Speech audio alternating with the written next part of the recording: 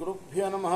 శ్రీ మహాగణాధిపతయే నమః. శ్రీ సరస్వతి నమః. భక్తులారా, వ్యాస మహర్షి రచించిన మహాభారత ఇతిహాసం యథాతథంగా చెప్పుకున్నాం. ఇందులో భాగంగా నేటి వరకు ఆది సభారణ్య విరాట ఉద్యోగ భీష్మ ద్రోణ కర్ణ శల్య సౌప్తిక పర్వాలనే 10 పర్వాలు చెప్పాము. 11వదైన స్త్రీ పర్వంలో కూడా 20 అధ్యాయాలు పూర్తి చేసాం. 21వ అధ్యాయాన్ని రోజున చెప్పుకుందాం. చెప్పుకునే ముందు వ్యాస భగవాను ప్రార్థన చేసుకుందాం. వ్యాసాయ విష్ణు రూపాయ వ్యాస రూపాయ విష్ణవే నమో వై బ్రహ్మనిదయే వాసిష్ఠాయ నమో నమః. నారాయణం నమస్కృత్య నరం చైవ నరోత్తమం దేవీం సరస్వతిం వ్యాసం తతో జయముదీరయేత్. సమర్థద్గురు సాయినాథ్ మహారాజ్ కీ జై. గాంధార్యువాచ ఏష వై కర్తనః శాతే మహేశ్వాసౌ మహారథః జ్వలితానలవత్ సంఖ్యే సంశాంతః పార్థ తేజసా. గాంధారి చెప్తుంది కృష్ణ భగవానుడితోటి, మేటి విరికాడు మహారథుడు అయిన కర్ణుడు అర్జునుడి యొక్క తేజస్సుతో అణగారి మంట ఆరిన అగ్నిలాగా శాంతంగా పడుకొని ఉన్నాడు. చూడవయ్యా, పశ్చ వైకర్తనం కర్ణన్ నిహత్యాతిరథాన్ బహూన్ శోణితౌఘ పరీతాంగం శయానాం పతితం భువి. ఎందరో అతిరథుల్ని చంపి నెత్తుడి ప్రవాహంతో శరీరం అంతా తడిసి నేలపై పడి శయనించి ఉన్న ఆ సూర్యసుతుడైన కర్ణుణ్ణి చూడవయ్యా. అమర్షి దీర్ఘరోషస్య మహేశ్వాసౌ మహాబలహరణే వినిహతః శాతే శూరో గాంధీవ ధన్వనా. అసహనశీలుడు, ఎంతో పౌరుషం గల మేటి విలుకాడు మహాబలుడు సూర్యుడు అయిన కర్ణుడు అర్జునుడి చేత చంపబడి రణభూమిలో పడుకొని ఉన్నాడయ్యా. యంస్మ పాండవ సంత్రాసాత్ మమ పుత్ర మహారథ ప్రాయుధ్యంత పురస్కృత్య మాతంగా ఇవ యూధపం శార్ధూలమివ సింహేన సమరే సవ్యసాచిన మతంగమివ మత్తేన మాతంగేన నిపాతితం. పాండవుల వల్ల భయపడుతున్న మహారథులైన నా కొడుకులు గజరాజులాగా వెన్నంటి నిలిచిన ఈ కర్ణుణ్ణి ముందుంచుకునే కదా పోరాడారు.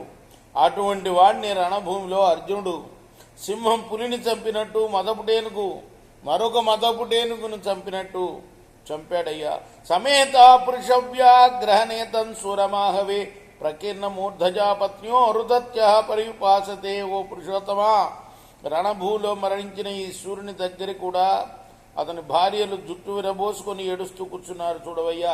ఉద్విగ్న సత్తం యస్మాత్ ధర్మరాజో యుధిష్ఠిర త్రయోదశ సమానిద్రంచంత ఎన్నాజ్యగచ్చత అనాదృశ్య పరైర్యుద్ధే శత్రుభిర్మఘవానివ యుగాంతాగ్నిరివార్చిష్మాన్ హిమవానివ నిశ్చల సభూత్వా శరణం వీర ధాత్రాశ్వస్య మాధవ భూమౌ వినిహిత శాతే వాతమగ్న ఇవ ద్రుమ.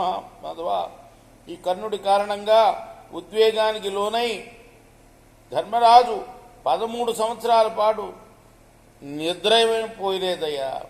శత్రువులు ఇంద్రుని ఎదిరించలేనట్లుగా కర్ణుని కూడా ఇతర ఎవరూ కూడా ఎదిరించలేరు.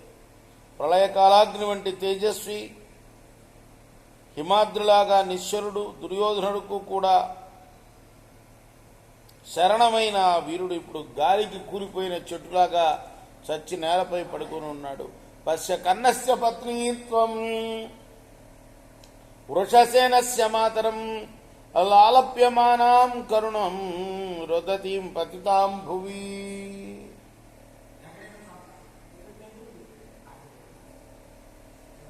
వృషసేనుడి యొక్క తల్లి కర్ణుడి భార్య నేలపై పడి దీనంగా ఏడుస్తూ ప్రళపిస్తుంది. చూడవయ్యా. ఆచార్య శాపానుగతో ధ్రువంత్వాం యదగ్ర సచక్రమిదం ధరిత్రి తతః శరేణాపహృతం శిరసే ధనంజయేనాహవ శోభినాయుధి. గురు శాపం నీ వెంటబడింది. ఈ నేల రథచక్రాన్ని మింగింది. అప్పుడు యుద్ధానికి వన్నె తెచ్చే అర్జునుడు రణభూమిలో బాణంతో నీ తలను అపహరించాడు. ఆహా దిగేశ పతిత విసంజ్ఞ సమీక్ష జాంబూనదబద్ధ కక్షం కన్నం మహాబాహుమదీన సత్వం సుషేణ మాత అరుదతి భృషార్తాయో. ఎంత పని జరిగింది! బంగారు కవచాన్ని ధరించిన మహాబాహు గంభీర హృదయుడు అయిన కర్ణుణ్ణి చూసి తీవ్ర వేదనతో ఏడుస్తూ సుశేషుడి యొక్క భార్య మూర్ఛతో పడిపోయింది. అల్పావశేషోపి కృతో మహాత్మా శరీర భక్షై పరిభక్షయద్భి ద్రష్టున్ నః ప్రీతికర శిశివ కృష్ణస్య పక్షస్య చతుర్దశాహే. మానవ మాంసాన్ని తినే జంతువులు తినగా ఆ మహాత్ముని శరీరం ఇంకా కొంచెమే మిగిలిందయ్యా. కృష్ణపక్ష చతుర్దశి నాటి చంద్రుడిలాగా చూడటానికి ఆనందకరంగా లేడు. సావర్తమాన పతిత పృథివ్యాముత్థాయ దీనా పునరేవ చైష కర్ణస్య వక్త్రం పరిజిఘ్రమాణా రోరూయతే పుత్రవదాభితప్త. నేలపై పడున్న ఆమె లేచి మళ్ళీ దీనంగా కర్ణుని ముఖాన్ని ఆఘ్రాణిస్తూ పుత్రమరణంతో తప్పించిపోతూ పెద్దగా ఏడుస్తుంది. ఇది శ్రీ మహాభారతే స్త్రీ పర్వణి స్త్రీ విలాస పర్వణి కర్ణదర్శనో నామై ఏకవింశతితమోధ్యాయ. ఇది వ్యాస మహర్షి రచించిన మహాభారత ఇతిహాసంలోని స్త్రీ పర్వంలోని 21వ అధ్యాయం. రేపు 22వ అధ్యాయం చెప్పుకుందాం. కృష్ణార్పణమస్తు. సాయి కృష్ణార్పణమస్తు. స్వస్తి ప్రజాభ్య పరిపాలయంతాం న్యాయేన మార్గేణ మహిమీషా గోబ్రాహ్మణేభ్య శుభమస్తు. నిత్యం లోకా సమస్త సుఖినో భవంతు. కృష్ణ.